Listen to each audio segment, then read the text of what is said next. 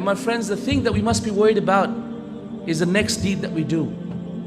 The very next deed that we do will be our end. Because you see, there is one hadith of Rasulullah ﷺ that gives tremendous hope, at the same time it gives tremendous fear. One hadith that is amazing. It causes tremendous hope in the heart, but it causes tremendous fear as well.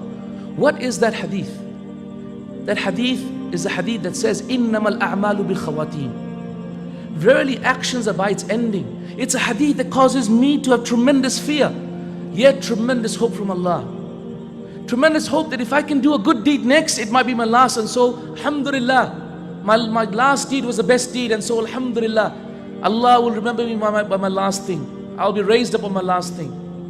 Alhamdulillah ya Rabb. But it causes me tremendous fear that if I go back and I haven't learned anything, if I go back and I don't change, if I go back and I go back to my last routine that I was on, it may be my death comes to me when I'm just an average Muslim, and that is it. My actions are judged by my average, being that average Muslim on the last point of my death. That's the fear. The fear is, it doesn't matter what happened in the past. The hope is also that it doesn't matter what happened in the past. The fear is that it matters the sin that you're going to do. The hope is also that bi-idhnillah, the next good deed that you're going to do will be your final ending. That is the real fear, and that is the real hope.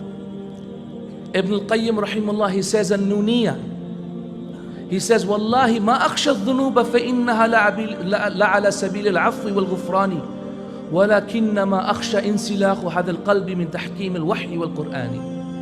Wallahi, I don't fear my past sins, for indeed I've repented to Allah and Allah loves to forgive. However, what I fear is that in the very next deed that I do, my heart will cease to command by this Quran and by this revelation.